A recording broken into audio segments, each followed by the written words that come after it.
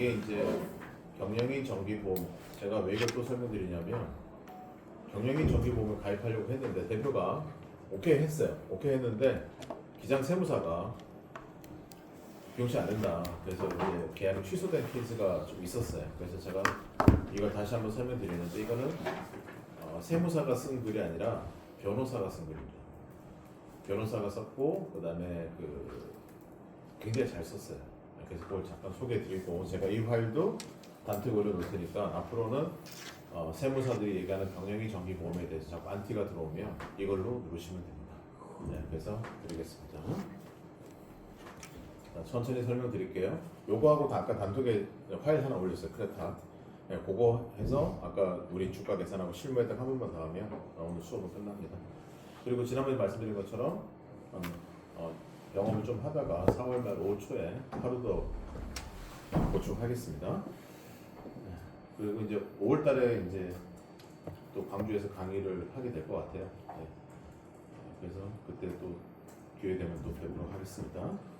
자, 보험설계사 피고 B는 지인의 소개로 원고 법인의 상무에 대한 시를 알게 되었고 여기서 피고 B는 누구냐면 프루덴셜 설계사입니다.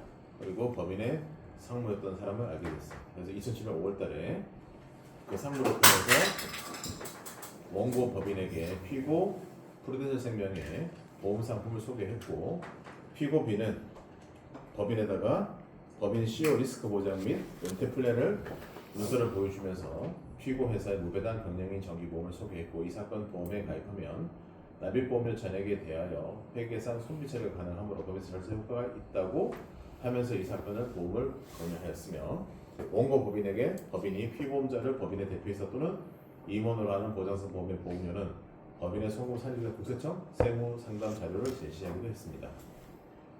이게 이제 프루덴셜에서 기재부에서 받은 답변입니다. 네, 그래서 만기 해지 환급금이 없는 경우 있어요. 만기가 아니라 해지 환급이 없는 경우에 전액 다 송금 산입된다라는 기재부 답변을 프루덴셜이 받았죠. 그래서 그러면서 이제 프루덴셜부터 시작된 게 이제 비용 처리 논쟁입니다. 자, 원고 법인은 2007년 6월 20일 피고 B를 통해서 피고 회사와 피보험자 CDE 그러니까 여기에 보면은 임원이 3명 있어요. 3명이 돌아가면서 대표를 맡고 있어요. 예, 그렇게 하는데 보면 각 4억씩 174만 원, 165만 원, 216만 원. 그러니까 3명의 나이가 다 다른 모양이죠. 그렇게 해서 무배당 경영인 정기를 가입했습니다. 그다음에 이 계약에 따라서 원고 법인은 2007년 6월 26일부터 2012년 12월 31일까지 3억 6,800원 납부했습니다. 그래서 이후에 원고 법인은 이 보험을 해지하고 해지 환급금으로 3명한테서 받아서 토탈 3억 1,400을 받으셨습니다. 그럼 5,400 손해 본 거죠. 중간에 해지했으니까 손해 보고 당연한 거 아니에요? 근데 이제 그러고 나니까 뭐예요? 본전 생각이 나는 거예요. 그러니까 트집을 잡기 시작하는 겁니다. 원고 법인은 전액 송금을 처리했고 과세 관청은 세무실에 대해서 원고에게 과세 처분한 사실이 없습니다. 그러니까 비용 처리했어요. 했는데 국세청에서 추가로 시비 건 게 없는 거죠. 문제 없이 잘 됐어요. 자, 근데 만기환가 없는 보장성 보험 보험료가 전액 송금 산입된다고 한 것이 보험회에서 설명 의무 위반에 해당되는 여부예요. 이 사건의 원고 법인은 이 사건의 보험계약에 따라 납입하는 보험 중에서 해약 환급 상당의 비용이 아니라 자산의 성을 가지고 있어서 납입 연도에 법인세 과세서 소득을 산정함에 있어서 납입 보험료 중에서 해약 환급 상당액을 공제한 나머지 금액만 송금으로 처리할 수 있고 그에 따라 이 사건 보험계약 납입하는 보험료 전액에 대하여 법인세 절감효과가 있는 것은 아님에도 불구하고 그러니까 우리가 납입하면 해지 환급이 표에 뜨잖아요. 네. 그래서 해지 환급만큼은 자산 잡고 나머지만 비용 처리해야 된다는 거죠. 네. 그렇게 해야 되는 전액 다 비용 처리 된다고 했기 때문에 허위로 설명했다 이런 거죠. 그래서 나는 그 차액에 대해서 손해를 입었다. 지가 중간에 해지 손해 본 거 아니에요? 맞잖아요. 중간에 해지 손해 본 거예요. 근데 이제 그거를 이제 설계사 탓으로 돌리는 거예요.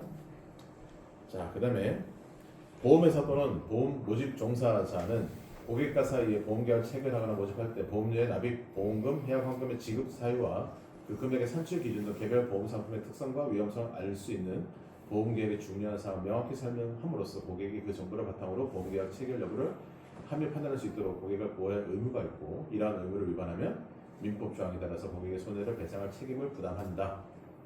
네. 이렇게 고객이 주장하는 거죠. 자, 근데 이제 설명이 많이 나와요.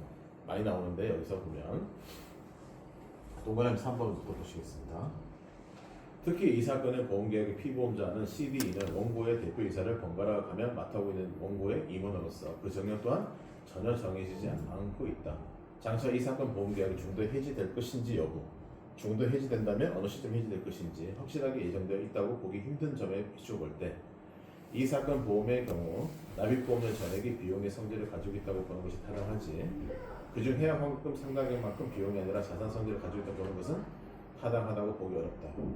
그러니까 대표이기 때문에 언제 퇴사할지 알 수 없다는 거죠. 그러니까 퇴사 시점을 모르기 때문에 해지 시점에 해지 환급을 예측할 수 없다, 이런 뜻입니다. 따라서 이 사건 보험계획에 따라 납입한 보험료 전액은 해당 납입연도에 바로 송금으로 처리하는 것이 가능하다 할 것이다. 이렇게 된 거죠. 그래서 비용 처리가 된다라고 이제 대부분 판결이 나온 겁니다. 자, 그 다음에 이 사건 보험계획에 따라서 납입한 보험료 중에서 해약 환급 상당액은 자산으로 보아 이를 입금 처리한다는 견해에 서더라도 원고가 실제로 피고 B가 설명한 대로 이 사건 보험계획에 따라 납입한 보험 전액을 비용 처리했고, 이에 따라서 과세관청에서 이러한 세무처리가 잘못된 이유로 가산세 등의 과세처분 받은 사실은 없어요.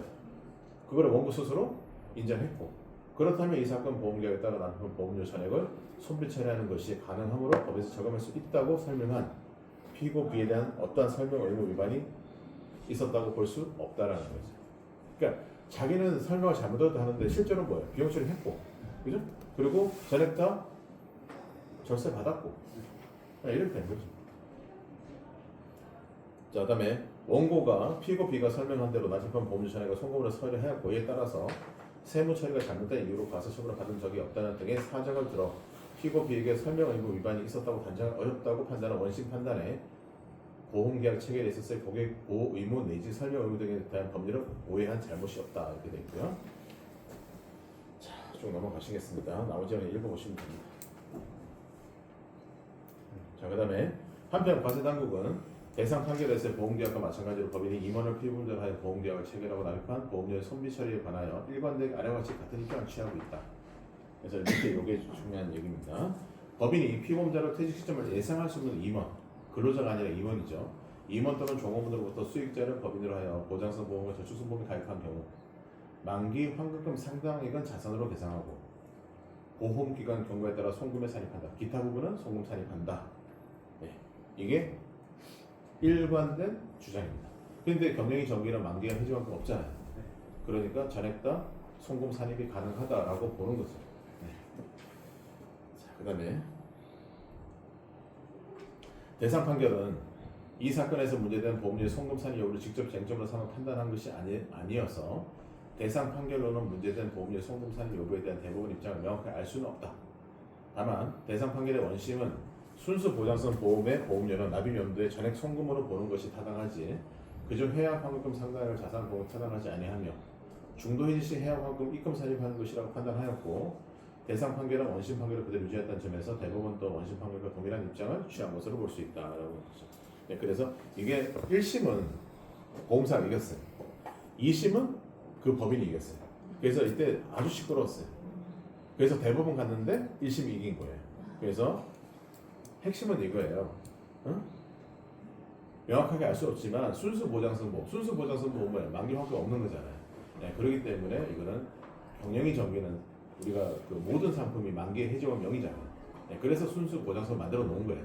이걸 충족하기 위해서. 그래서 문제가 없는 거고요. 그래서 이분이 세무사가 아니라 이분인데, 네, 서울의 행안부 공문 변호사고 지방세 예규심사위원이고 이런 분입니다. 그래서 기재부 세제실의 국세예규심사위원회 위원도 하셨습니다.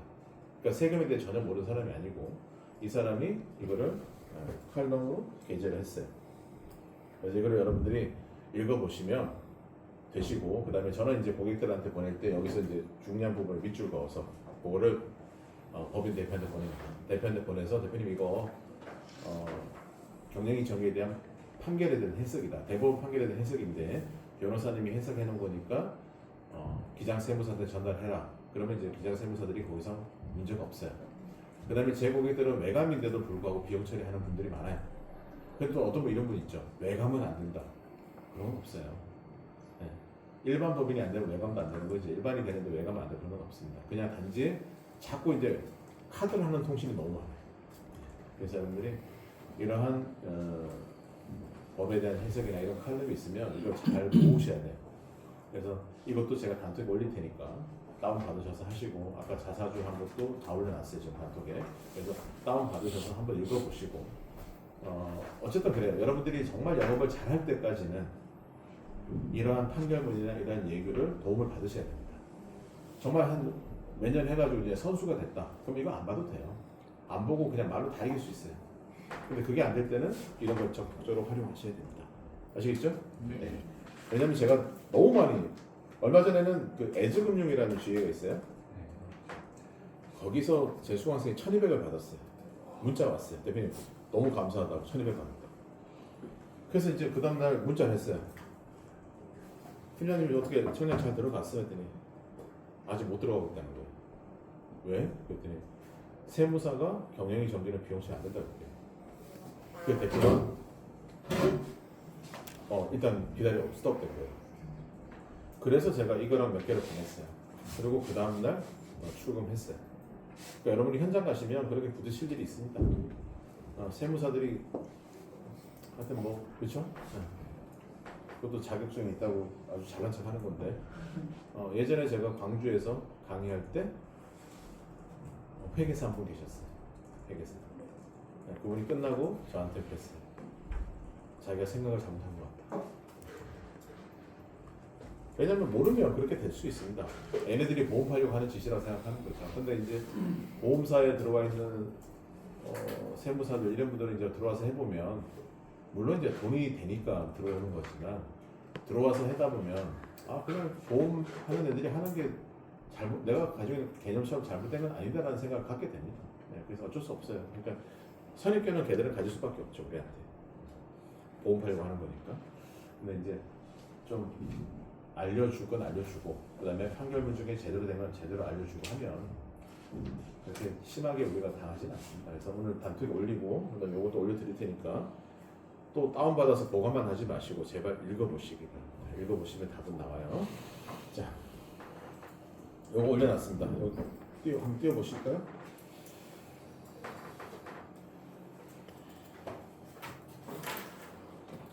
자, 이 회사 있잖아요. 네, 여기다 넣어서 주당가치 한번 계산해 보시겠습니다. 자, 주당가치 계산할 때 넣는 데이터는 이걸 넣을 거예요. 계산하기 편하게 여기 거. 크레탑에 LPG가 요거 나오거든요. 요거 넣어서 계산할 겁니다. 주가 계산해 보시고 저랑 같이 해보고, 여기다가 시뮬레이션 넣어서 제한할 거 멀리 있는지 한번 찾아보고 하겠습니다.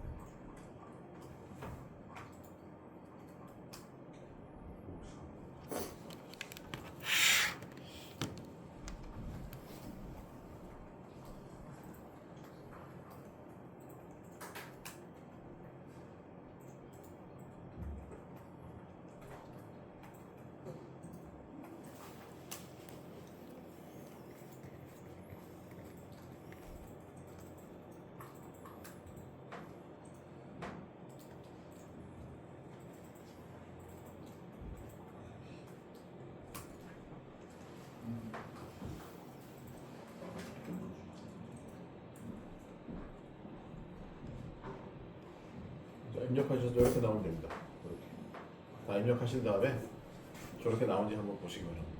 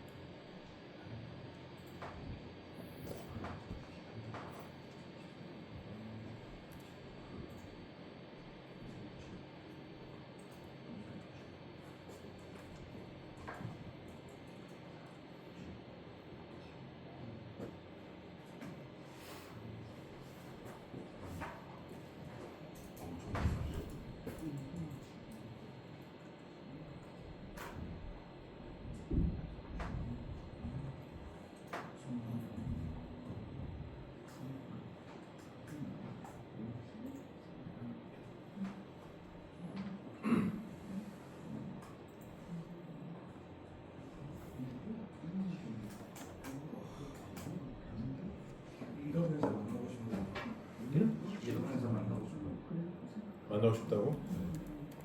울산 가면 돼. 울산 가서 만나면 되지. 이미 계약이 나옵니다.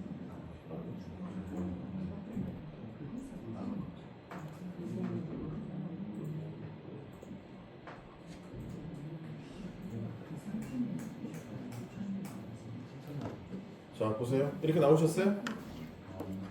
안 나와요? 저 금액이 안 나오냐고. 안 나오면 안 되는데. 주식 주식수 만주.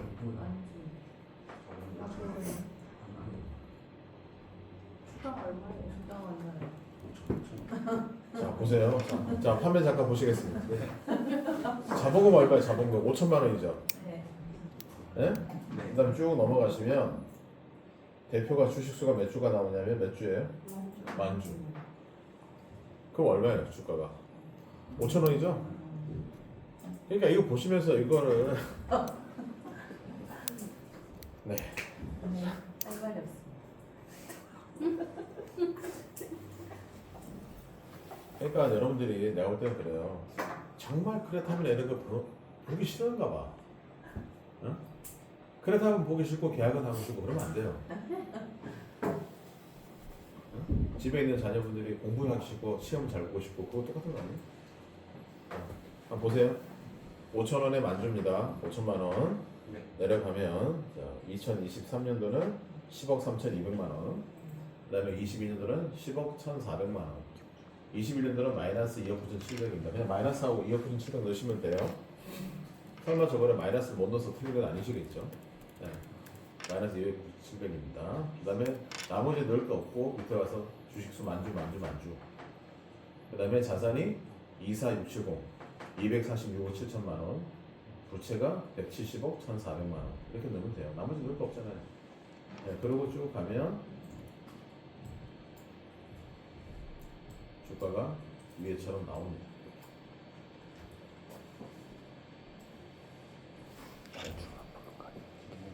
자 보세요. 당기순이익 3개, 주가 만주 3개, 자산 부채 딱 8칸 채우는 거예요. 이 8칸을 못 채우면 어떡해요?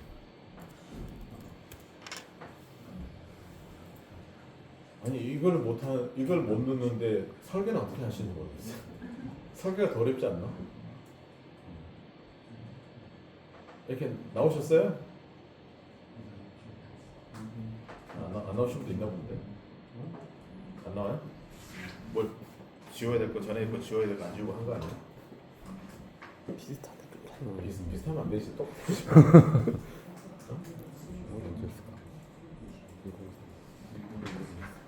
동호야? 네. 나왔냐? 네. 자, 이 회사 대표님 몇 프로 주식 가지고 있니? 자식한테 주면 세가 얼마 나오니?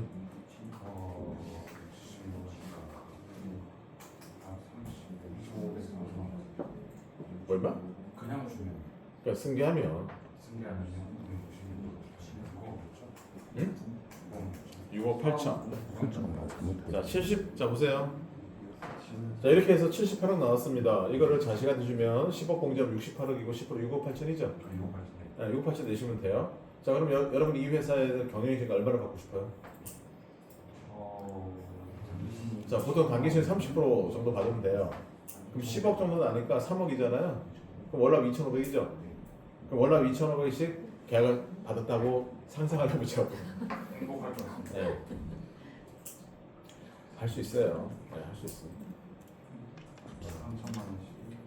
자, 월납 2,500 받으면 1년에 3억이죠. 그럼 여기다가 아무데나, 자 보세요. 화면 보시면 아무데나 3억을 빼는 거예요. 여기서 3억을 빼세요 그냥.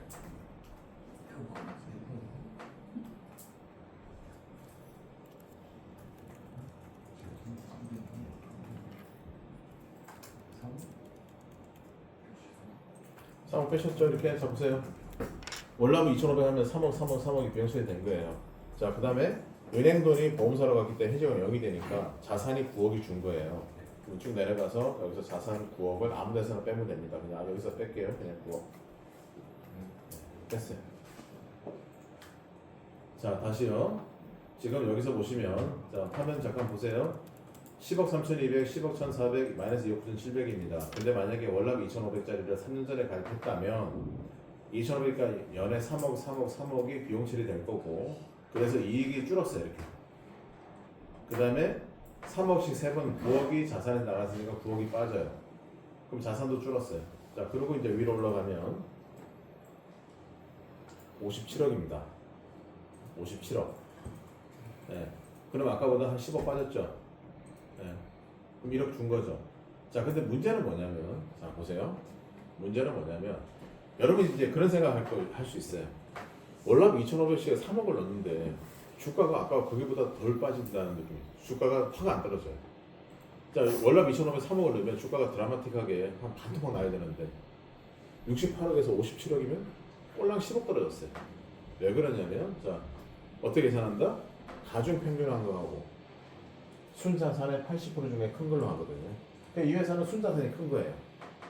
그러니까 여러분들이 경영적인 아무리 때려 넣어도 뭐예요? 얘는 떨어지는데 얘가 안 떨어지잖아요. 그러니까 가중 평균하면 주가는 떨어지는데 순자산이 안 떨어지기 때문에 이거 80%니까 주가가 어느 정도 리미트가 걸려버리는 거예요. 이해하셨나요? 그러니까 여러분들이 주당가치 계산할 때 얘가 높으면 막 했는데 얘는 한 30만 원인데 얘가 한 70만 원 나오잖아요. 그러면 좀 우울해 하셔야 됩니다. 아, 여기는 경영적인 파기는 누구나 가는구나. 반대로 얘가 한 30만 원, 얘가 한 70만 원이에요. 그럼 경영이 때려내면 주가가 반토막 납니다. 한 방에 반토막 나버려요. 그래서 순자산이 높은 회사는 여러분들이 경영이 정기 팔기가 조금 껄끄럽다. 그럼 뭘로 되세요? 네? 뭘로? 그럼 뭘로 하면 되니? 자산을 준다죠. 그래, 뭘로 하면 될까? 퇴직. 그럼 충남. 또 근데 또 부동산 그런 경우 부동산 거라고 좀 마음인데 그러면 주식이 있던 것도 어렵지 않습니까? 자, 아까 오전에 제가 뭐 했어요? 자산 줄이려면 뭐 하라 그랬어요? 제보자산 제가 오전에 뭐 했냐면 자, 순손익과 순자산 둘 다 낮출 수 있는 거 뭐라고 했어요? 일단 퇴직금. 또 하나가 순자산을 낮출 수 있는 거 뭐라 했냐면 이익소각. 이익소각. 자, 그러면 한번 해보자고요.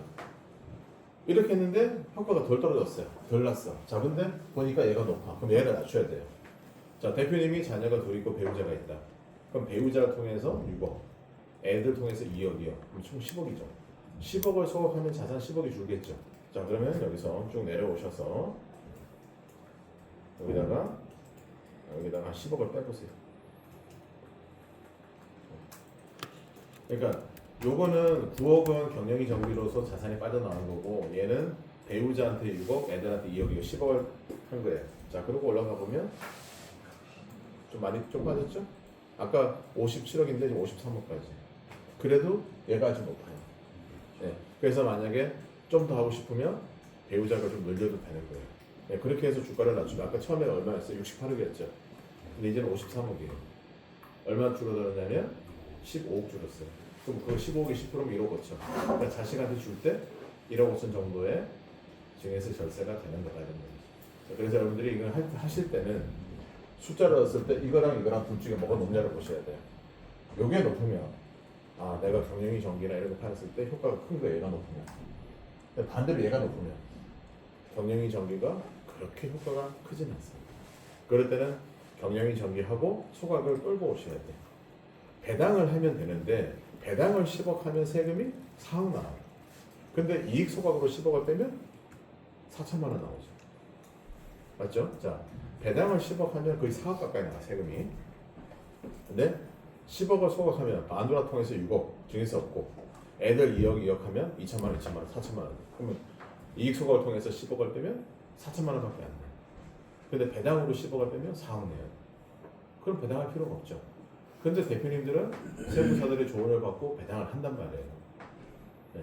그러니까 어차피 배당해도 10억을 내가 받는 거고 소각을 해도 우리 집으로 10억이 들어오는 거예요. 근데 배당은 4억 가까이 내야 되고 소각은 4천만 원만 냈는데 그럼 뭘 해야 돼요? 소각해야지. 네. 근데 이게 지금은 1년 기다려야 되는 거죠. 네. 그래서 소각하려고 마음을 먹죠. 옛날에는 증여하고 소각하는데 두세 달밖에 안 걸렸어요. 금방 끝났어요. 근데 지금은 뭐예요? 내년에 소각할 생각이 있으면 지금 증여를 해둬야 되는 거잖아요. 그래서 미리미리 증여하고 내년에 소각하고 이런 이제 그 흐름을 잘 지키면 나쁘진 않은 거예요. 그래서 이 회사가 이렇게 해서 주가를 낮출 수 있다 이런 얘기입니다. 자, 그래서 78억이었던 주식이 54억까지 떨어진 거죠. 그죠? 네, 78억의 주식이 좀 전에 우리가 한 대로 하면 54억까지 떨어진 겁니다. 그러면 증여세가 많이 준 거죠. 네, 그래서 여러분들이 고객한테 왜 해야 되는지를 설명을 하셔야 되는 부분이다. 그러니까 이거를 여러분 회사에 크레타도 하나 띄워놓고 방금 우리가 한 것처럼 주당가치 계산해서 거기다가 첫 번째 경영인정에 넣었을 때 얼마 떨어질 건지, 그 다음에 소각했을 때 떨어질 건지, 그 다음에 여기는 보면은 배우자가 안 들어와 계실 겁니다. 들어와 있네. 여기도 있죠. 네.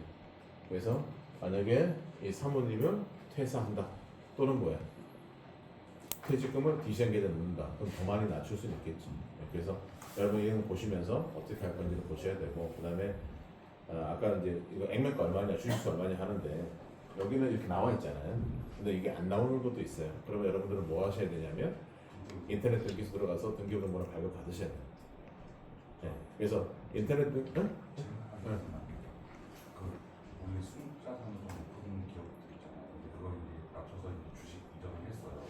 주식이랑 한 다음, 아니 부동산 비율이 높은 거였는데 주식이랑 했는데 그 다음에 이제 부동산 감정평가를 해버리면 자산이 확 뛰어버릴까?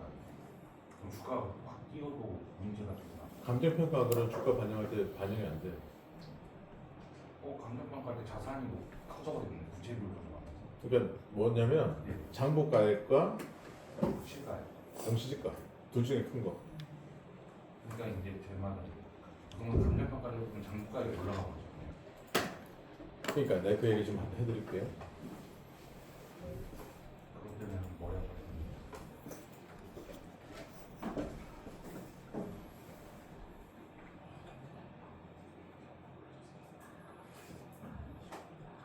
오랜만에 보네요.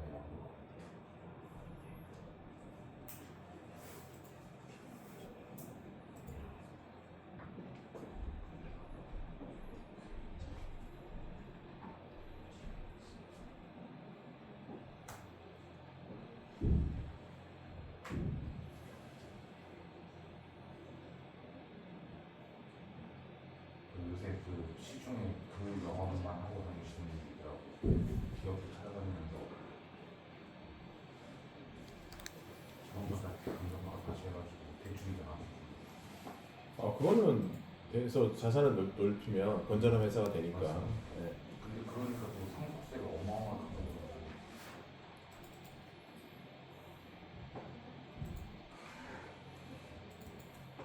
그러니까 이게 자, 설명을 해드리겠습니다. 저 친구 얘기한 거를 어떤 의미인지 제가 설명하고 설명을 해드리겠습니다.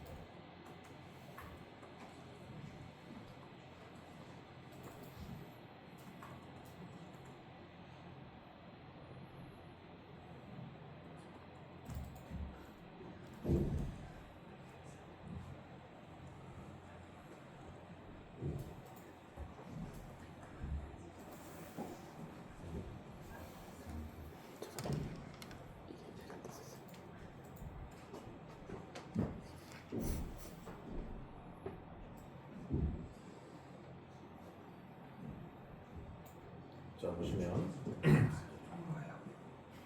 이 회사가 뭐냐면 상증세법상의 평가액, 토지, 장부가액 이렇게 나오거든요. 자, 이 회사가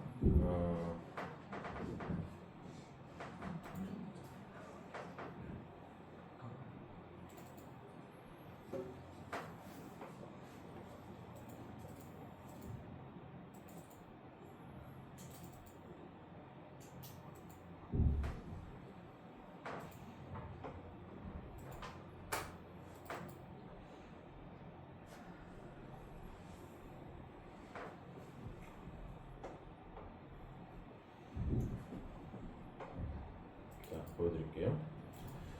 자, 이게 이제 85,000 주고 액면가 만원인데 자본금 8억 5천이고 순자산 80조 이렇게 나옵니다. 이게 주당가치 평가하는 프로그램인데 여기 보시면 평가 차익이라는 게 나와요. 이걸 먼저 설명드리고 가겠습니다. 자, 보시면 토지가 상증세법에 평가되면 88억이에요. 근데 재무제표상으로 134억이에요. 네. 그러면 둘 중에 큰 이게 뭐냐면 토지 재평가 회사예요. 그러니까 토지 가격이 134하고 잡힌 거예요. 그럼 자산을 134하고 잡아야 되느냐 이런 얘기예요. 토지 재평가로 이익본 46억은 차감해 줍니다.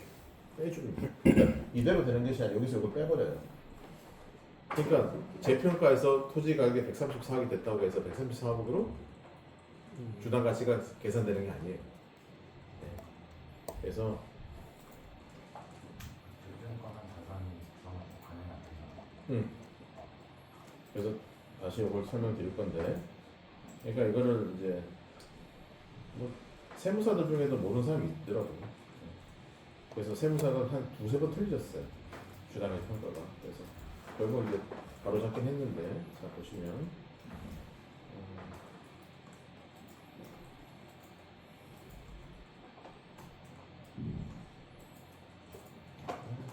왜 이래?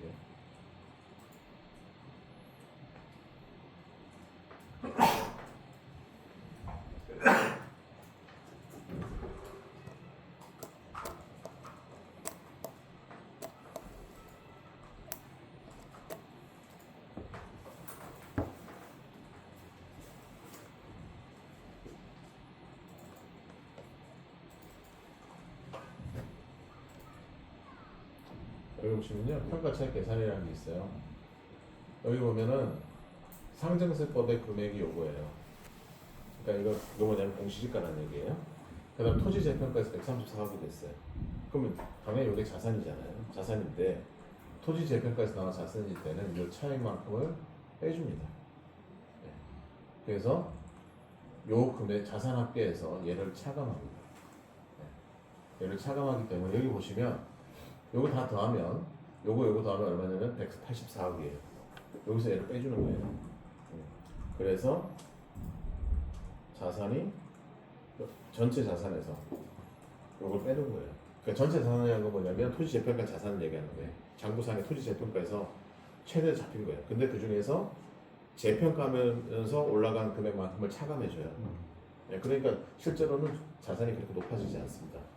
그러니까 장부상에는 80몇 억인데 재평가에서 134억을 잡았단 말이에요. 그러면 그 늘어난 만큼 주가가 자산이 늘어났잖아요. 그럼 그만큼 주가가 올라야 되잖아요. 올라야 되는데 주가를 계산할 때는 그 늘어난 만큼은 차감해주게 돼 있어요. 이게 세법이 바뀌었어요. 바뀌어서 차감해주게 돼 있습니다. 그래서 지금 여기서 얘를 빼주는 겁니다. 그래서 그렇게 높지 않아요. 그래서 크게 신경 안 쓰셔도 됩니다. 그러니까 당연히 우리가 볼 때는 50억짜리 땅을 재평가에 100억이 됐어요. 그럼 자산이 50억 늘었잖아요. 50억 늘었으니까 주가도 높아질 것 같지만 그만큼은 여기서 차감해준다. 그래서 이렇게 되니까 크게 어려운 얘기는 아니고요. 그다음 하나만 더 말씀드리면 대표님 그 뭐냐 자산 평가할 때 문제가 그 세무적인 같은요. 이거 2023년에 평가를 했다고 하면 2022년도에 자산이나 이런 차이가 있을 거 아니에요. 나오세요. 그냥 그 차이만큼 빼고 그냥 주당을 계산해야 되는 거예요. 차이만큼 빼고 그건 다시 공시지가도 계산해봐야 되니까. 자 보시면 자 보세요. 이거 뭐 회계법인 이름은 보지 마시고 자 회계사가 주당가치 평가를 해줬어요. 자 보세요. 나 회계사가 이렇게 쓰는 게 좀 웃긴 것 같아. 하긴 의사들도 일수 있어. 맹장 수술해도 죽을 수 있다고 사인을 하고 죽는 게 하고 수술 들어가잖아요. 보시면 본 보고서상의 모든 정보는 신뢰할 수 있는 자료원에 근거하고 있으나 그 정확성이나 진실성에 대한 별도로 확인하지는 않습니다. 아니 돈 받고 했거든요 이거. 대표님 돈 주고 지가 평가한 건 있다고 했었어요. 따라서 추가적인 절차를 수행했더라면 인재순 사실이 존재할 수도 있으며 본 보고서상 이용자는 보고서상의 정보가 부정하고 불완전했다는 사실 유의해야 됩니다. 이런 게 어딨어요? 회계사가 돈 받고 해줬는데 불완전할 수 있다는 사실을 유의해라. 이게 그다음에 맨 밑에 보시면 일반적인 회람이나 출판을 위해 이용할 수 없다. 본 보고서 목적은 주식 이동 시 매매 금액과 관련된 의사결정을 위한 작성이다. 다른 목적으로 사용할 수 없다. 그리고 그것 때문에 피해가 생기면 책임지지 않습니다. 이게 회계사예요. 응? 그러면서 우리가 주당가치 평가하는 말씀 지랄지랄 하잖아요, 그죠? 이렇게 해서 됐어요. 이 회사 대표가 또라이거든요, 상또라이.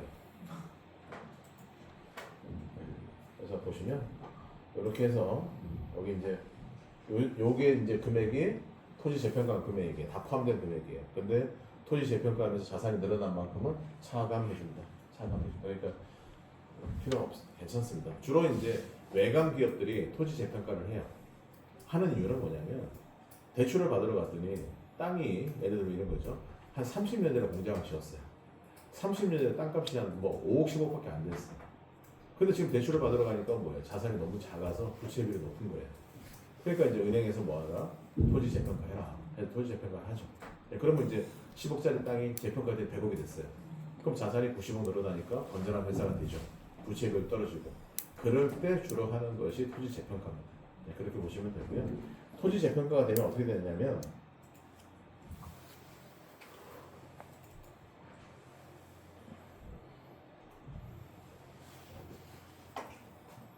여기도 가서 할 게 많은데 같이 영업 갔던 설계사님이 보험을 그만뒀어요.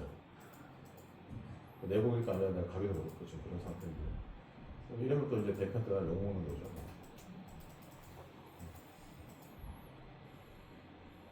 자 보시면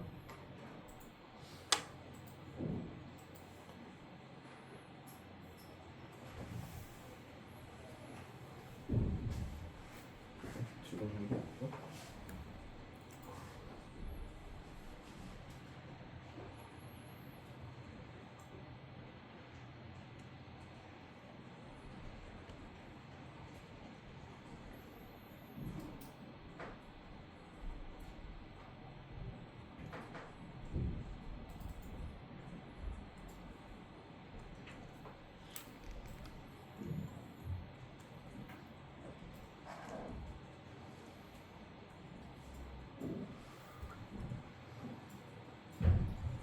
반영이 안 돼 있네.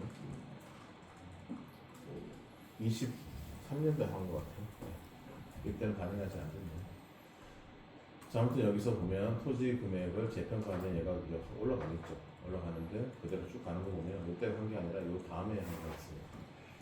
그렇게 됐고, 맞아요. 그렇습니다. 여기 직원이, 그러니까 나 이럴 때 처음 봤어요. 보통 휴게 시간 어떻게 주죠? 휴게 시간. 자, 하루에 휴게 시간 몇 시간 줍니까? 4시간에 30분씩 주죠. 그러면 8시간 근무하면 1시간 줘야 돼요. 여기는 휴게 시간 어떻게 주냐면 중간에 10분씩 줘요. 그러니까 1시간 하다가 저게 울려요. 학교 종처럼 뺑 울어요. 울면 애들이 막 마당으로 나와서 담배 피고 있어요. 다시 오면 들어가요. 네, 그렇게 여기는 관리해요. 그 수업 때 지난번 수업 때 한번 얘기했는데 이 대표가 뭐냐면 저걸 달았어요. 저거 CCTV. CCTV 다는데 그럼 우리는 이제 업체 전화해서 달잖아요. 이분은 그 회사 전화해서 기술 파트 전화해서 자기가 원하는 성능이 나온지를 질문을 해야 돼요. 질문하고 거기서 답을 해주잖아요. 그거 가지고 판단하는데 그 보통 콜센터에 있는 그 상담 직원들이 기술력에 대해서 모르잖아요. 그래서 이분이 CCTV 6개를 사요. 6개 회사를 사요. 그래서 그걸 6개 다 달아요. 다 달아서 자기 사무실에 그걸 봐요. 이렇게. 일주일 테스트해서 성능이 제일 좋은 거를 남기고 나머지를 철거해요. 그리고 나머지를 당근에 팔아요. 또라이 아니에요? 네. 직원들 엄청 피곤하죠. 응? 직원들 엄청 피곤하죠. 불편하죠. 불편하죠. TV도 그렇게 샀대요. 그래서 내가 사모님은요 그럴래를 참았어요. 근데 이 대표님이 얘기했냐면 제가 대구에 가면 저기 성서공단이라는 데가 있어요. 대구 계명대에 있는 성서공단이 있는데 거기 가서 계약을 하나 했어요. 300짜리 계약을 하고 서울을 오는데 모르는 번호가 뜨는 거예요. 그래서 받았죠. 누구세요? 했더니 대구에 누구 소개로 전화했다고. 그러시냐고. 그래서 나보고 어떤 일 하냐요. 그래서 제가 상담하고 하는 걸 쭉 설명했죠. 그랬더니 자기랑 뭐 자기 코드랑 맞을 것 같다. 상담 좀 해달라고. 그래서 다시 이제 내려갔어요. 내려갔는데 그 얘기를 하는 거예요. 아니 대표님 CCTV가 왜 이렇게 많아요? 그랬더니 그 얘기를 하는 거예요. 속으로 듣다가 미친 새끼구나. 그래서 이제 하는데 가기 전에 내가 들은 게 있어요. 나한테 계약했던 대표님이 그러는 거예요. 그 대표 친구 한 명도 없어. 그 대표가 대구에 있는 유일한 친구가 자기래요. 한 명 있는 거야. 그래서 없겠구나 생각이 들더라고요. 그래서 이제 갔는데 정말 그거 있잖아요. 와, 정말 아는 건 많아요. 그러니까 지 혼자 공부를 열심히 해요. 그러니까 물어보는 질문이 굉장히 수준이 높아요. 근데 이제 그렇게 헤어지고 나면 다시 못 볼 것 같은 거예요, 제가.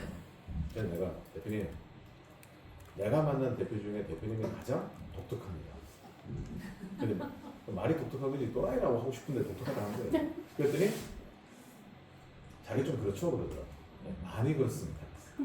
그럼 저랑 하나만 약속하시면 안 될 것 같아요. 뭘 약속해야 되냐. 그래서 좋든 싫든 저를 10번은 봅시다 했어요. 대표님 제가 10번은 올 테니까 내가 마음에 안 들어도 10번은 보자 했어요. 그때 대표가 그러세요? 뭐 그건 할 수 있지 그러고. 그래서 이제 그러고 헤어졌어요. 두 번째 갈 때 또 설명하고 세 번째 또 설명하고 이 사람 뭐가 있냐면 첫 번째 미팅할 때 관심을 가지는 게 있었어요. 두 번째 내가 가서 관심 가진 걸 가지고 설명하잖아. 그 말이 바뀌어. 아 근데 그건 생각이 있는 것 같아. 일단 또 이게 그럼 또 그 다음에 또 이걸 설명하잖아. 또 말이 바뀌어. 그러니까 매주 말이 바뀌어. 그래서 5번째 갔나? 그랬더니 계약합시다. 미친 새끼 아닌가 싶더라고요.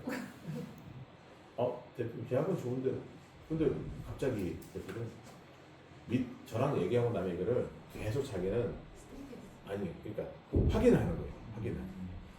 확인하고 저 만나는 때 피플 설계사, 삼성 설계사 또 뭐 하나 4명을 동시에 만난 거예요. 동시에 만난 4명을 똑같은 얘기를 계속 상담을 받은 거예요. 근데 김 대표가 얘기하는 게 제일 정답이 많더라. 그러니까 지가 공부한 거에 근접한 답을 내가 해준 거예요. 그래서 했죠. 그래서 이제 이 대표님 승계할 건데 문제는 뭐냐면 거기에 있는 여기에 있는 이사가 하나 있어요. 이사가. 자 보세요. 이런 대표 밑에서 이사까지 갔으면 그 사람의 속은 어떻겠어요? 그러니까 이분은 뭐냐면 이 대표님이 승계를 안 하고 자기들의 회사를 물려받아서 경영하길 원하는 거예요. 근데 내가 가서 계속 승계를 얘기하거든요. 그러니까 이 이사가 굉장히 나한테 안티인 거예요. 계속 트집을 잡는 거예요. 그래서 결국은 승계하기로 했어요. 근데 아직 나이가 안 돼서 안 하는데 그렇게 한 대표예요. 생각해보세요. 그게 정상이냐고. 여러분 같으면 집에 CCTV 단다. 그럼 그냥 업체 하나 연결해서 그냥 우리 좀 다뤄주세요. 공사비 얼마에 공사비 좀 끝나잖아요. 그걸 다 테스트하는 거예요. 그래서 아까 그 친구 한 명밖에 없다 했잖아요. 그 친구한테 갔더니 CCTV 달려있더라고요. 대표가 왜 오고 그랬더니 그 대표가 나 달라고 주어서 하나 다 왔대. 그러다가 계약하고 갔는데 그분이 또 뭐냐면 윈도 서핑을 해요. 서핑하러 제주로 가는 거예요. 그래서 대표 그거 뭐하러 갔어요? 그랬더니 좋지 않냐 이거예요. 골프 치셔야죠. 골프 싫대. 그러더니 골프 회원권을 샀어요. 대구에서 제일 비싼 거 샀어요. 영천 오펠이라고 한 8억 9억 하는 거 있어요. 샀어요. 근데 안 쳐요. 왜 안 치는지 아세요? 3명은 더 맞춰야 되잖아. 3명 맞춰 사람이 없는 거예요.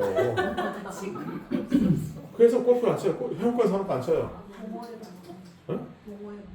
그러니까 그걸 못 한다니. 그런 또라이. 생각해보세요. 그 비싼 8억 9억 주고 사고 그러면 그 공단에 있는 사람들하고 같이 치면 되잖아요. 근데 그걸 안 해요. 그래서 사두고 제주도 가서 서핑하고 와요. 그런 대표입니다. 그래서 내가 같이 사는 여자는 어떨까? 그리고 이 집의 아들은 도대체 아버지를 어떻게 할까? 이런 생각. 그래서 이 회사가 삐 울리면 애들이 나가 담배 피고 삐 울리면 들어가고 일하고 그래. 이런 사람하고도 계약을 합니다. 할 수 있어요. 그러니까 세상에는요 별의별 인간들이 다 있어요. 근데 내가 얘한테 300만 원 사인 받으면 다음 달에 내 통장에 3천이 꽂힌다 이런 마음이 들면 참으세요 그냥. 짜증나도 한번 웃어주고 그러면 됩니다. 뭐 세상에 뭐 계약하려고 기다리는 대표는 없잖아요. 그렇게 보시면 되겠고요. 자 어쨌든 오션마린 다시 가서 보자고요. 자 주당 가치는 계산했고, 그다음에 어떻게 낮추는지도 아까 엑셀 넣어서 하는 것도 해보셨고, 자 그다음에 한번 보세요. 이제 마지막 이제 정리 한번 해드릴게요. 경영이 저기 그렇게 정리 한번 할 테니까. 자 보시면 직원이 48명 뭐예요? 단체보험 받자. 그래서 지난번에 제가 엑셀 단체보험 단톡 올려드렸죠? 네, 이거 하시는 거고 86년에 설립됐기 때문에 뭐예요? 주주가 몇 명인데 설립된 거예요? 7명인데, 그죠? 96년 9월 30일 이전은 7명이잖아요. 그래서 7명인데 지금 다 100% 가지고 다 중간에 회수했다는 얘기고 외감이니까 외감은 뭘 볼 수 있어요? 감사 보고서를 볼 수 있죠. 감사 보고서를 보면 그 안에 뭐가 있어요? 화재보험 가입한 이력이 있죠. 그럼 미리 보시고 화재보험으로 접근하셔도 충분히 접근할 수 있다. 그러니까 가서 내가 뭘 달라고 하지 마시고 외감은 감사 보고서를 보면 그 안에 화재보험 가입된 이력이 있으니까 미리 보고 들어가는 거예요. 그럼 화재보험이 10억. 근데 이 회사 자산이 뭐 건물 재고가 한 30억. 그러면 화재보험 10억 가입한 걸로 건물 재고 30억인 회사를 감당할 수 없잖아요. 네. 그럼 가서 그냥 한마디 하면 되잖아요. 대표님 불나면 10억밖에 안 나와요. 이거는 세법이 아니에요. 그죠? 보험이지.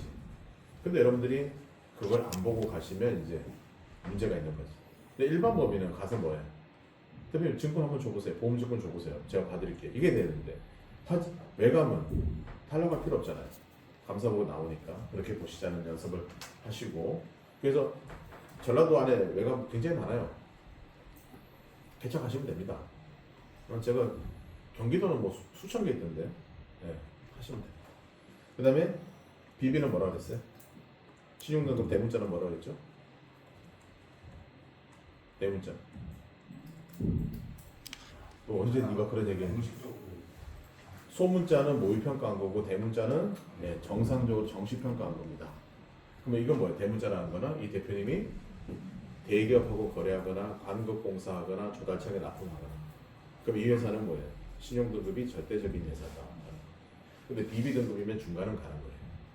근데 만약에 이 회사가 CCC 플러스다. 그건 뭐예요? 등급을 올리는 컨설팅이 돼야 된다. 이런 얘기입니다. 그래서 이렇게 보시는 거고요. 자, 그 다음에 내려오면 해당 사항이 아무것도 없습니다. 해당 사항이 있으면 안 돼요. 여기 해당 사항이 있으면 가시면 안 되는 거예요. 그 다음에 가입자 49명, 월급 2,800입니다. 이게 보시면요. 수도권에 있는 제조업의 월급은 이렇게 낮지 않아요. 대구가 좀 낮아요. 그리고 대표가 짜게 줍니다. 내가 봤을 때. 그냥 최저임금 맞춰주는 것 같아요. 그 다음에 영업의 수익이 이렇게 있습니다. 영업의 수익은 뒤에 가서 보면 될 것 같고요. 자, 그러면 매출액이 430 이렇게 되는 거고요. 자본은 76억. 지금까지 번 돈이 76억 된다는 얘기죠. 자, 좀 넘어가시고. 자, 인증, 메인비즈, 연구소는 없습니다. 이 회사가 연구소도 있을 수 있는데 없어요. 100%. 자, 관계사는 뭐라 했죠? 계열사, 그죠?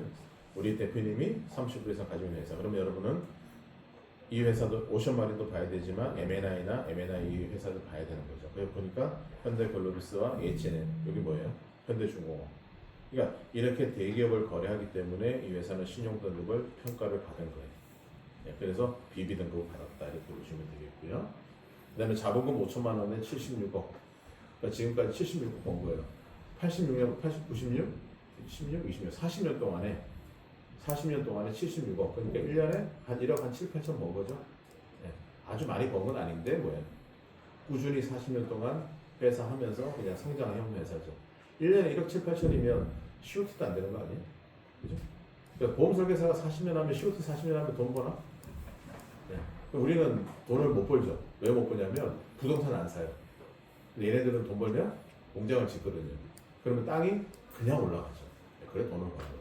솔직히 화성 같은 데 가면 단기 수익으로 돈 버는 회사보다 땅값 올라서 버는 회사가 많아요. 제 고객이 인천 남동공단에 20몇 억 주고 경매를 받아 들어갔어요. 한 4년 만에 팔고 나면 140억인가? 경매를 싸게 들어갔는데 땅값이 오른 거예요. 왜냐면 거기는 팽창이 안 돼. 딱 정해져 있어요. 남동공단이. 그러니까 팔고 지금 저기 어디야? 당진이가 어디 내려갔어요. 이제 거기 땅도 많이 오르더라고요. 그렇게 해서 돈 버는 겁니다. 여러분 보험사에서 잘하는 친구들 보시면요. 보험에서 번 것도 있지만 걔네들이 그 부동산 투자해서 부동산 가격으로 돈 벌어서 정말 부자 많아요. 서울 가면 설계사들 중에 그 잠실에 40억, 50억짜리 사는 애도 있어요. 근데 걔네들이 그 옛날에 인력 주고 투자해놓은 거예요 다. 그러니까 MDRT만 유지해도 미래가 참 짱짱하죠. 그래서 돈 버시면 땅을 사세요. 저는 연금 같은 거 가입하는 거 제일 안 좋아하는 거 땅. 어디 땅? 어디 땅?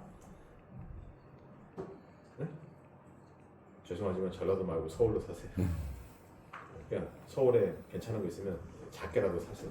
사놓으면 다 돈 됩니다. 네. 저는 부동산은 서울은 불패라고 생각하거든요. 이번에 저기 또 우리 또 오세훈 시장이 토지 허가제를 풀었잖아요. 옛날에 토지 허가제를 강남을 걸어놨는데 풀어버려가지고 지금 강남 집값이 급상승하고 있어요. 걔네 머리에는 강남 사람 3구만 하고 사나 봐요. 송파, 강남, 서초구 그 3개 구만. 나머지 그냥 경상도 떼줬으면 좋겠어요. 딴 나라로 나가 살게. 그리고 저기 어디야 저기 뭐야 우리 이스라엘 거 하는데 뭐죠? 가자지구처럼 벽 쳐서 못 나오게. 여기 딱 들어가 살라고 생각했어요.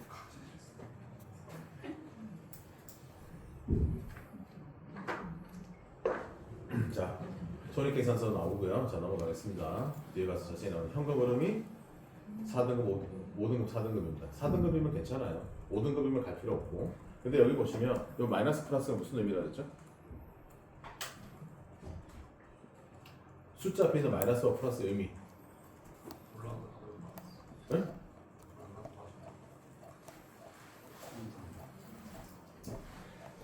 어떻게 첫날처럼 다시 다. 마이너스는 뭐냐면 돈이 밖으로 나간다는 뜻입니다. 플러스는 들어온다는 뜻입니다. 그러면 투자 활동 마이너스라는 얘기는 21년도에 마이너스 23억은 돈을 밖으로 투자해서 뭔가 유형 자산을 취득한 겁니다. 그러니까 투자 활동이라는 건 뭐냐면 유형 자산을 취득하는 겁니다. 근데 대부분의 유형 자산은 부동산이죠. 그래서 21년도에 부동산 23억을 투자했고, 그 다음에 20년도는 또 6억 정도 투자했고, 그러니까 이거는 부동산일 수도 있고 공장 기계일 수도 있고 그런 겁니다. 네, 그렇게 해서 투자가 된 겁니다. 그러니까 회사는 계속 평창하는 거고 나쁘지 않습니다. 자, 그 다음에 뭐 이렇게 감자를 했죠. 네, 처음에는 자본금이 많았는데 감자 2번 했습니다. 이렇게. 그러니까 할 수 있어요. 감자를 한다는 거는 자본금을 줄이는 거죠. 그러니까 회사에 있는 내 자본을 사유화하겠다 이런 뜻입니다. 네, 그래서 하시면 되는 거죠. 왜 그러냐면 2012년도부터 자사주가 가능했거든요. 네, 그러니까 2015년도에 한 번, 2016년에 한 번, 2번 했죠. 네, 그래서 이렇게 감자를 하고 있다. 그러니까 여러분이 말을 안 해도 대표들이 이렇게 알아서 하고 있습니다.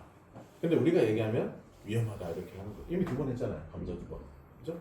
이게 저것도 이익 소각의 일종이거든요. 그러니까 내가 주식 가치가 올랐어요. 올랐으니까 어떻게 해요? 법인에 팔고 자본금을 빼오는 거예요. 내가 5천만 원 들어간 자본금이 주식을 들어갔는데 주가가 올랐잖아요. 오른 금액으로 돈을 빼는 거죠. 그래서 감자 2번 한 거예요. 법인도 빼려고. 네. 그러니까 다 알아서 이렇게 합니다. 네. 자, 넘어가고요. 그 다음에 오션마린으로 바꿨습니다. 그래서 보면 현대중공업 대리점 계약을 체결했죠. 그러니까 이분이 현대중공업에다가 납품을 하고 있는 겁니다. 그 다음에 여기 보시면 1, 5, 6, 11, 12 이렇게 되어 있습니다. 그리고 11 나옵니다. 이건 뭐냐면 정관을 바꿨는데 2, 3, 4를 목적을 삭제한 거예요. 그러니까 2, 3, 4가 없죠. 그 다음에 6까지 갔어요. 그 다음에 7, 8, 9, 10이 없어요. 또 삭제했어요. 그리고 11, 12. 그 다음에 뭐예요? 밑에는 1로 쭉. 왜 그러냐면 옛날에는 목적을 넣을 때 1, 2, 3, 4, 5, 6, 7, 8 이렇게 넣었어요. 근데 요즘에는 이렇게 하면 지금 없앨 거 없애고 새로 넣으니까 뭐예요? 보기 싫잖아요. 그러니까 요즘에는 정관이 전부 다 1, 1, 1, 1로 쭉 깔죠. 요즘에. 네, 그렇게 돼서 이렇게 나오는 겁니다. 그래서 여러분들이 숫자가 왜 이래? 이렇게 볼 필요는 없어요. 그래서 그런 겁니다. 그 다음에 김종우 울산대학원 경영학과를 졸업하셨습니다. 최고 경영자 과정을 나오신 겁니다. 아시겠어요? 네, 김건희도 AMP 과정 갔다 오고 서울대 나왔다 한다면 똑같은 겁니다.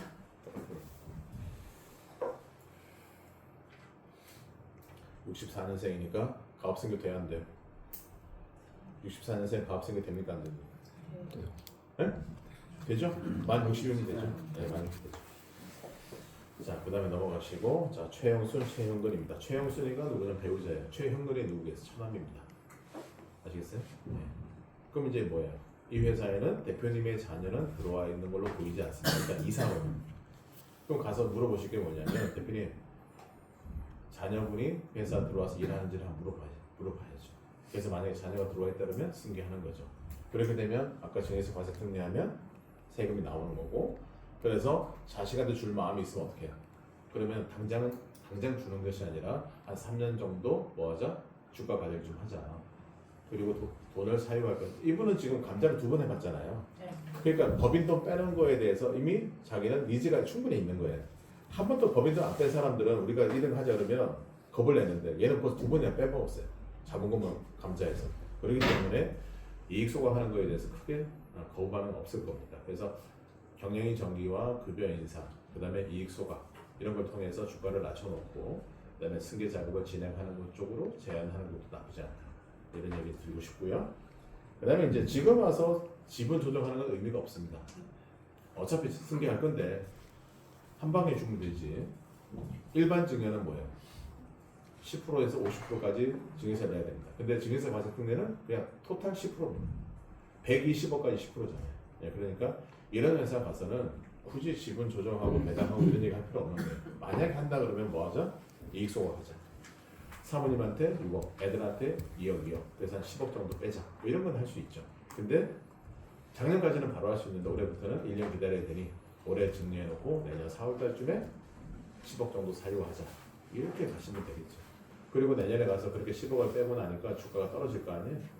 보시라고. 이렇게 하니까 주가 떨어지지 않았냐고. 한 2년만 더 끌고 가자. 그래서 3년 있다가 승계하자. 뭐 이런 얘기. 그렇게 하시면 되겠습니다. 자, 넘어가시고요. 본인 소유입니다. 그러니까 회사 소유라는 얘기죠. 주식에서 오션 마린이 소유자입니다. 그러니까 자기 공장이죠. 이렇게 해놓으셔야 승계할 때 세금이 적게 나오죠.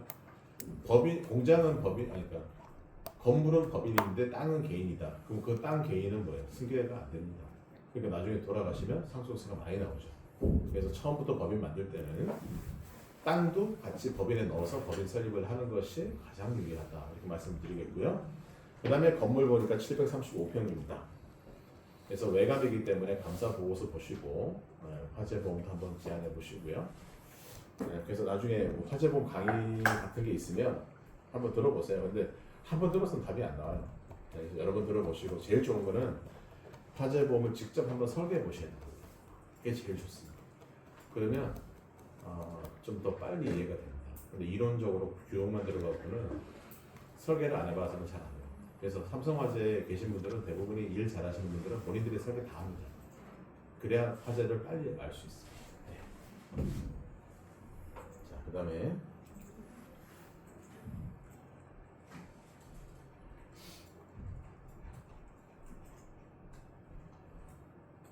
자, 이 회사 보니까 상위 25%가 1억 9천인데 이자는 10억이잖아요. 그러니까 최상위권이에요. 네.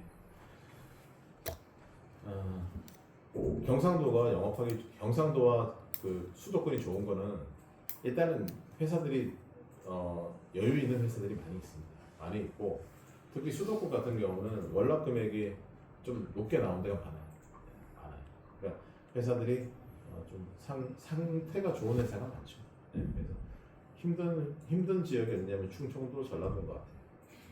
강원도는 아예 말할 것도 없고 강원도는 최저임금 안 줘도 직원들이 일을 합니다. 왜냐하면 공장이 별로 없어요. 원주 지난번에 갔는데 최저임금보다 좀 저렴하게 주더라고요. 근데 직원들이 알아요. 근데 그럼 왜 일하세요? 했더니 이렇게 해도 일 안 하면 일할 데가 없다는 거죠. 네, 그래서 그런 것들이 좀 아쉬움이 있습니다. 그래서 영업은 그렇게 하는 거고요. 전라북도에 있는 분들이 저기까지 가잖아요.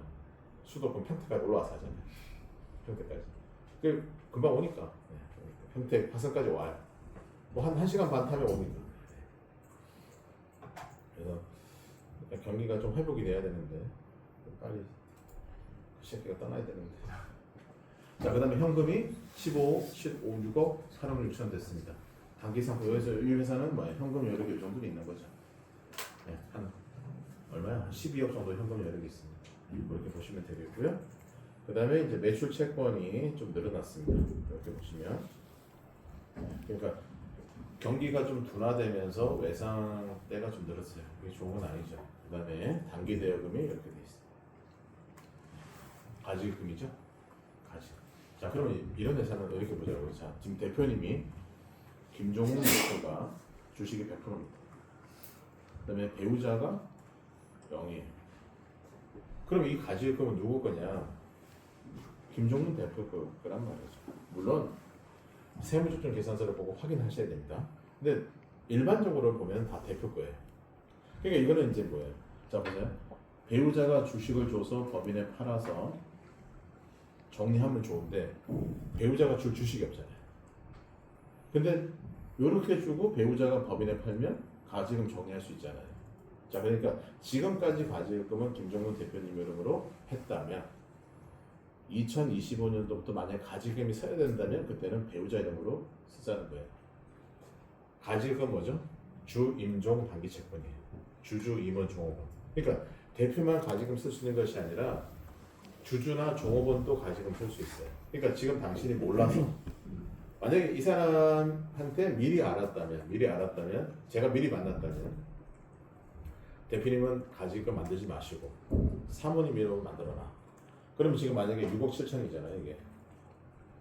이게 배우자 거였으면 대표님 주식을 한 7억 증여하면 6억 공자면 1억이잖아요. 1억에 10% 1,000만 원. 1,000만 원만 내면 7억이라는 가지금을 한 방에 정리할 수 있는 거예요. 근데 이거를 전부 다 대표님 이름으로 달아놓으니까 마누라한테 받을 주식이 없어요. 그러니까 뭐예요? 정리를 못하는 거죠. 그래서 대표님들이 야 가지금은 내가 하는 거 아니에요. 주, 임종, 단기 채권이에요. 그러면 주주, 임원, 종업원도 가져갈 수 있어요. 빌려갈 수 있어요. 네, 그렇기 때문에 여러분들이 이런 회사를 만나면 아 대표님 근데 왜 가지금을 대표님 이름으로 하고 계셨습니까? 야 내가 대표면 내 이름으로 해야지. 그러면 그게 아니라 사모님 이름으로 가지금 만들었으면 한 7억 되는 거 세금 1,000만 원이면 해결할 수 있었다. 근데 그동안에 세무사나 그동안에 대표님 만나러 왔던 설계사님들이 그런 얘기를 안 하셨나 봐요. 이렇게 돌려서 까셔야 된다. 그래서 아까 오전에 제가 이익소각한 거 그것도 여러분이 다시 해보시고 이런 회사를 만나시면 특히 이렇게 가지금 있으면 당신이 그동안에 관리받지 않아서 이렇게 뭐예요? 리스크만 키웠다. 그러니까 앞으로는 좀 제대로 하시자. 그리고 앞으로 지금까지 있는 가지금은 어떻게든 제가 정리해 드리겠지만 앞으로도 발생하는 거는 그냥 이제는 사모님 이름으로 발생시켜라. 그러면 6억까지는 정리할 때 세금이 없을 거다. 이렇게 해서 이제 자꾸 여러분 페이스로 고객을 끌고 오셔야 되는 거예요. 네, 그래서 이런 얘기도 여러분이 보셔야 되는 거고요. 자, 그 다음에 장기 금융 상품이 있습니다. 이거는 이제 뭐가 있냐면 종신이나 ETF나 이런 거 얘기하는 거예요. 자, 이건 놔두고요. 자, 이제 꼭 해야 될 게 하나 있어서 이제 이게 끝났습니다. 자, 복리후생비에 들어가는 여기는 뭐가 들어가냐면 건보료가 들어갑니다. 복리후생비 건보료가 들어가요. 복리후생비에 들어가는 건보료입니다. 이거는 건보료. 쭉 내려가면 세금과 공과금이 나오죠. 여기에 들어가는 게 국민연금. 그러니까 법인이 내야 되는 건보료, 그죠? 법인 부담금. 이게 복리후생비 들어가고, 그다음에 세금과 공과에 들어가는 건 국민연금. 자, 그러면 이제 우리가 건보료 냈고, 국민연금 냈고, 이제 뭐 내야 돼요? 산재보험. 산재보험료는 어디 들어가냐면 여기 들어가. 그래서 우리가 법인이 내야 되는 4대 보험이 어디 들어가냐면 복리후생비는 아까 뭐 건보료, 공과금에는 국민연금, 그 다음에 보험료에는 산재가 됩니다. 이렇게 해서 금액의 처리가 됩니다. 그러니까 4대 보험료는 어디 들어가요? 하면 이렇게 나눠서 생각하시면 됩니다. 자 보세요. 산재보험료 얼마 내는지 아세요? 몇 프로? 산재보험료는 몇 프로 낼까요? 산재보험료는 업종마다 다르거든요. 업종마다.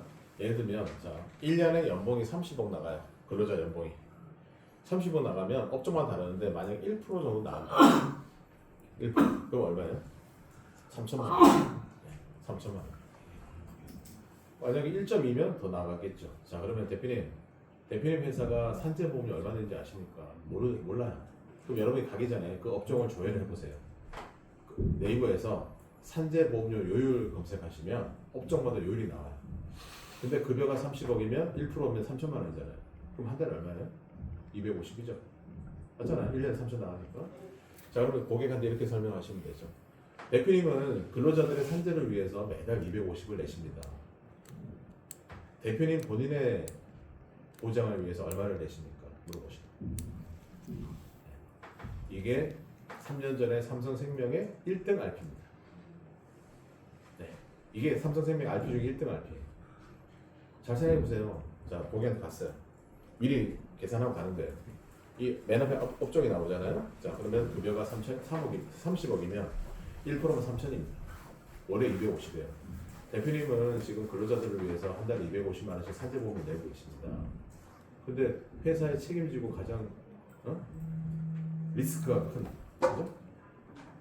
대표님은 대표님을 위해서 얼마를 하고 계십니까? 이거? 네.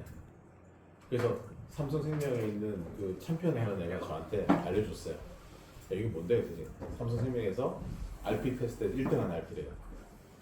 그래서 제가 미친 척하고 한번 써봤는데 먹혀요. 잘 정리해 보세요. 자, 그러니까 당신 이거 그 RP집이 하나 있는데 내가 찾아서 올려드릴게요. 그래서 외우세요.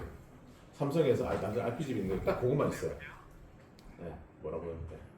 하여튼 그래서 산재보험료는 회사만 다르거든요. 그러면 산재보험 요율표는 네이버에 나옵니다.